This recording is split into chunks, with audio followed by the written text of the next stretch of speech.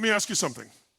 Have you ever sat there completely burned out, wondering why nobody is checking in on you, why nobody is clapping for you, why nobody is showing up to cheer you on? Let me give you the truth, the raw truth. Nobody cares. Work harder. Now, I know that might sound cold, but it's not cruelty, it's clarity. It's the clarity that sets you free. The world doesn't owe you support, recognition, or applause. You know what it respects? Results. You want to be a warrior in life? Then stop waiting for permission. Stop craving validation. Stop needing someone to save you. No one's coming. That's your job. When you wake up in the morning, life doesn't ask how you feel. It doesn't care if you're tired. It doesn't care if you were up all night. It doesn't care about your excuses. You either show up or you get left behind. And here's the kicker. Once you stop expecting someone to hand it to you, something amazing happens. You take ownership. That's when everything starts to change. Because when you take ownership, you become unstoppable. You stop blaming your past, your parents, the economy, your boss, your genetics, your heartbreak, your failures. You stand up and say, it's on me now. That's real power.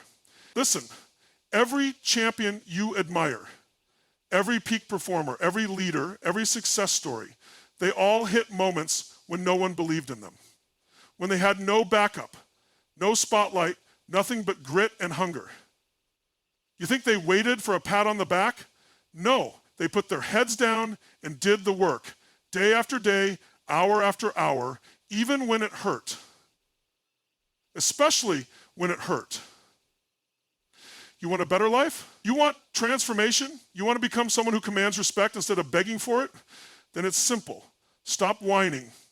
Start grinding. Feel the pain? Good. That means you're in the fire. That's where diamonds are made. Feeling alone? Good. That's where character is forged. Feel like quitting? Good. That's the exact moment that separates the weak from the relentless. Now I want you to picture yourself a year from now. Stronger, smarter, more focused, more driven. That version of you, they're watching what you do right now. They're not going to be proud of your excuses. They're going to be proud of your execution. So the next time you feel sorry for yourself, hear this voice in your head. Nobody cares. Now work harder. Not because the world is heartless, but because you are powerful enough to carry it yourself. Work harder because you can. Work harder because you're built for more. Work harder because your future demands it. And when you rise, and you will, you won't need the applause because you'll be too busy building your legacy. We live in a world that romanticizes success but hides the struggle behind it.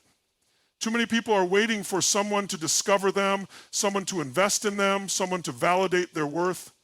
They're sitting on their talents waiting for a moment that may never come. The truth is, nobody owes you anything. Nobody's going to knock on your door and say, I see your potential. Let me carry you to success. That's not how life works. Every great success story starts in silence. It starts in solitude. It starts with a person who made a decision not to wait, not to wish, but to act. It starts when you stop expecting someone to care more about your goals than you do, because they won't. Your dreams are yours. Your responsibility, your mission. If you're waiting for someone to believe in you before you take action, you'll be waiting forever. The world isn't designed to hand out free passes or give you credit for potential. The world rewards execution, perseverance, and relentless self-belief. It's not that people don't care about you. They might, but they're not responsible for your destiny. They're dealing with their own battles, their own dreams, their own survival. If you make your growth dependent on someone else's encouragement, you'll be held hostage by their attention, and when it's gone, and it will be, you'll find yourself standing still, lost, and wondering what went wrong. That's why you must own your journey from day one. Every step, every failure, every small win, it's yours. Take responsibility for it.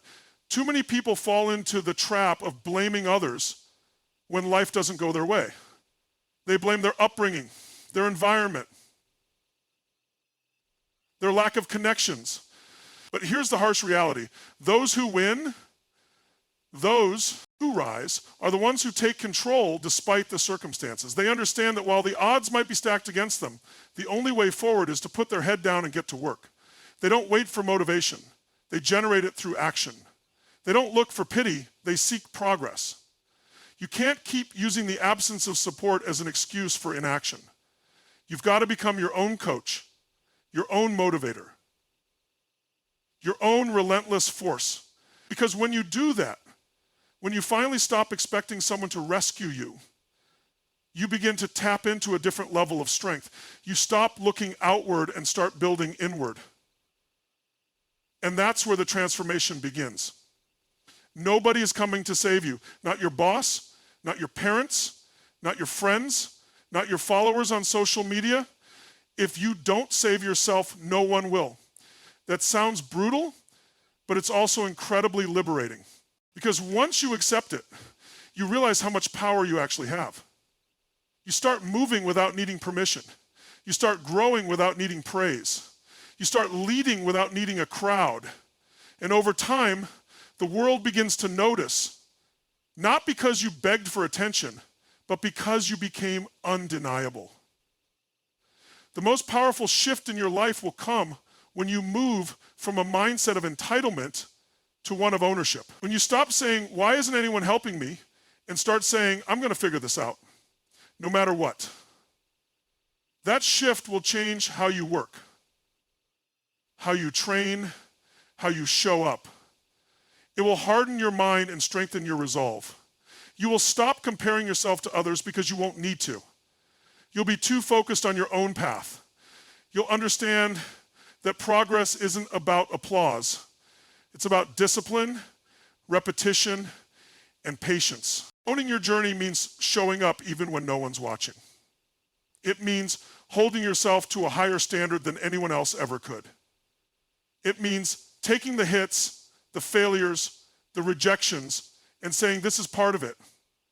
I don't need sympathy, I need stamina. It's knowing that growth is not linear, and that real results are born in the moments when you feel most alone. Because that's where most people quit, and that's exactly where you're going to push harder. Every breakthrough in life is born from some kind of discomfort. It doesn't come when everything's perfect, when things are smooth, or when you're feeling good.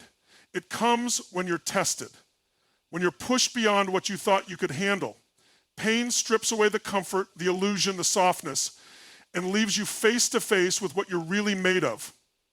Most people run from pain, numb it, avoid it, distract themselves. But the ones who rise, the ones who lead, create, dominate, are the ones who lean into it. They understand that pain isn't the enemy. It's the forge. Growth and comfort cannot coexist. You cannot build resilience, discipline, or strength without being uncomfortable. Pain is the price of progress. It's the tuition you pay to develop mental toughness. When you're in the gym and your muscles are screaming, that's growth. When you're working late into the night and your body is exhausted, that's where breakthroughs happen. When you're rejected, when you fail, when you're humiliated and still choose to move forward, that's the kind of pain that doesn't break you. It builds you. But here's the truth most people don't want to hear. Pain is not optional. Life will bring it whether you're ready or not. The difference is in what you do with it. You can suffer through it and complain, or you can convert it into fuel. Every painful experience is raw material. It's data. It's an invitation to rise. But that only happens when you choose not to see pain as a punishment, but as preparation. There's a point in every journey where things get hard enough that quitting feels justified. When the excuses seem valid, when the pressure feels unbearable, when the doubt is loud and real. That's the exact moment that defines people, because most give in, they retreat, they run back to safety. But the few, the rare few, they step forward. Not because they don't feel pain, but because they've decided pain is the path. They've made peace with the struggle. They've realized that power isn't given. It's earned through pain. You think the strongest people you admire haven't been broken before?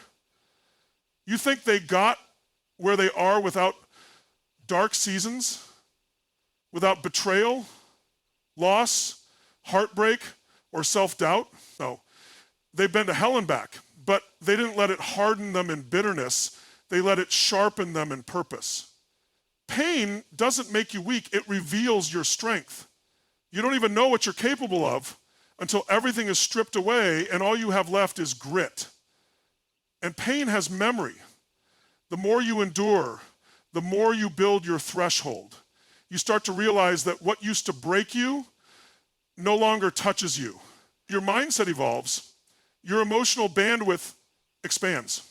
Your tolerance for adversity multiplies. You start walking into challenges other people run from. Not because you're fearless, but because you've been forged by the fire. That's the power of pain. It makes you anti-fragile. It doesn't just make you survive, it makes you unshakable. People spend their lives trying to avoid the uncomfortable. They try to build lives so safe, so padded, that nothing ever stretches them. But then they wonder why they feel stuck, why they feel numb, why they lack purpose. It's because comfort kills ambition. Comfort sedates the soul. Pain wakes you up. Pain brings clarity. It forces you to look at what matters. It reveals what's worth fighting for. It shakes off the distractions and exposes the truth. When you experience deep pain, whether physical, emotional, mental, it burns away the surface level stuff. It makes you real. It gets rid of the ego, the image, the fluff. And what's left? A raw, real version of you that can no longer hide behind excuses. That version of you is powerful. That version of you is dangerous. That version of you is the one who rebuilds, reclaims, and rises. You don't need a painless life. You need a purpose bigger than your pain. When the pain comes, and it will, you let it mold you, not cripple you. You let it refine you, not define you. Pain is the cost of transformation. It's the refining fire that strengthens your mind, aligns your values, and deepens your hunger. And that hunger, that's the difference between someone who wishes and someone who wins. Everyone has a reason why they can't do something, a reason why they didn't follow through, a reason why it didn't work out. Excuses are easy. They're convenient. They allow you to sleep at night with a false sense of comfort, telling yourself that it wasn't your fault, that the timing wasn't right, that the world just didn't understand. But the truth is, excuses are lies you tell yourself to feel better about staying the same. They don't move you forward. They don't build anything. They don't get you closer to your goals. All they do is keep you stuck. Discipline, on the other hand, is what creates results. It's not talent. It's not motivation. It's not luck. It's doing the hard thing over and over again, even when you don't feel like it. Discipline is showing up when it's boring, when it's painful, when it's repetitive, when no one is watching. Discipline is the invisible force that separates those who talk from those who act. Everyone says they want to be successful. Everyone says they're chasing greatness. But only a few are willing to pay the price, and that price is discipline. There's always going to be a reason to quit, a reason to push it off, a reason to lower your standards. But reasons don't build dreams. Routines do. You don't become fit by talking about the gym. You don't build a business by thinking about it. You don't become a leader by hoping someone will hand you the role. You show up, you execute, you outlast, you create results by putting your head down and putting in the reps, whether or not you feel like it. That's what discipline looks like. It's not sexy. It's not glamorous, but it works. Excuses keep you emotionally comfortable. They give you something to blame so you don't have to face yourself. But every time you make an excuse, you're giving up your power. You're saying the obstacle is bigger than your ability, that life controls you instead of the other way around. And once that belief sets in, mediocrity becomes acceptable. You start settling. You start justifying average. You start identifying with your limitations. That's a dangerous place to be. Because once you accept excuses, you start lowering your standards in every area of your life. Discipline doesn't care how you feel. It doesn't wait for the right mood, the right weather, the right opportunity. It's about doing what needs to be done no matter what. It's about becoming the kind of person who follows through regardless of circumstances. You train when you're tired. You write when you don't feel inspired. You lead when it's inconvenient. That's how you build mental toughness. That's how you build trust in yourself. Discipline is the proof that you can rely on you. You will never feel like it every day. That's the truth. If you only move when you're motivated, you'll never make it. Motivation is temporary. Discipline is permanent. It's built through repetition, through commitment, through relentless follow-through. You earn your confidence not by waiting for motivation, but by showing up consistently, even in its absence. That's where the edge comes from. That's how momentum is built. And once momentum is on your side, excuses become irrelevant. The people who rise to the top aren't the ones with the least problems or the most talent. They're the ones who chose discipline over drama, who didn't waste time complaining, blaming, or waiting. They got clear on what they wanted and they put the work in daily. They didn't let their feelings run the show. They let their standards dictate their actions. And over time, those actions created results that no excuse could ever explain away. When you're disciplined, you don't need external pressure. You become self-regulated. You don't need someone chasing you to stay on track. You hold yourself accountable. That's when your life changes. That's when your identity shifts. You stop thinking like a victim and start acting like a leader. You stop making decisions based on comfort and start making decisions based on values. That's what discipline is. It's the ability to honor your commitments long after the emotion that made them has faded. Excuses may give you relief in the short term, but they rob you of results in the long term. They create patterns of procrastination, inconsistency, and regret. Discipline, on the other hand, compounds. Every disciplined choice adds to your momentum. Every disciplined action sharpens your edge. Every time you show up despite the resistance, you build the foundation of the life you actually want. We live in a time where everyone wants to be seen. People chase validation more than they chase mastery. They document every step, every attempt, every idea, not because it adds value, but because they crave approval. They want recognition before they've built anything worth recognizing. But the truth is, the real work, the work that changes lives, the work that builds legacies, doesn't happen under spotlights. It happens in silence. It happens in the dark when nobody's watching, when no one's clapping, when there's no applause to keep you going. That's where champions are made. Grind in silence means doing the work not for the praise, but for the purpose. It means putting in hours that no one will ever see and doing it anyway. It means locking in on your mission so deeply that the outside noise disappears. When you grind in silence, you don't need to talk about what you're building because eventually the results will do all the talking. You don't need to convince anyone of who you are. You become undeniable through action, through consistency, through excellence. Too many people confuse noise with progress. They think because they posted about it, it's happening. They mistake attention for achievement, but attention is fleeting. It's loud today, silent tomorrow. What lasts is execution. What stays is work ethic. If you're really about it, if you're truly committed, you won't need to explain yourself. You'll just get to work. The grind doesn't care about followers, likes, or comments. The grind is real, it's unforgiving, and it only rewards those who put in the reps without needing applause at every turn. Grinding in silence builds a different kind of strength. It builds internal validation. It teaches you how to stay focused without needing someone to push you. You become the engine.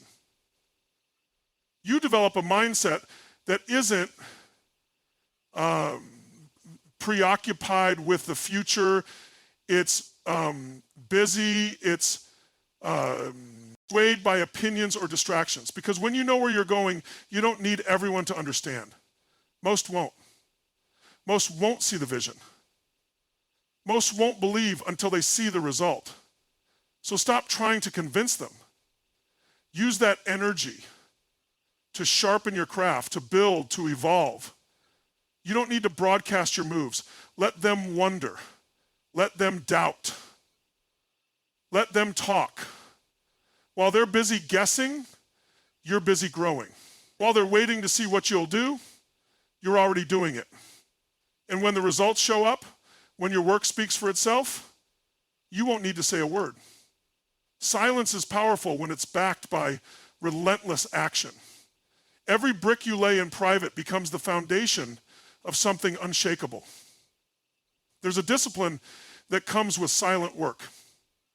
It forces you to rely on your own commitment. It strips away the need for external motivation. You wake up early, you train harder, you study more, you refine your process.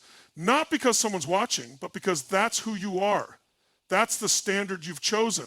And over time, that standard becomes your identity. You start to crave the silence.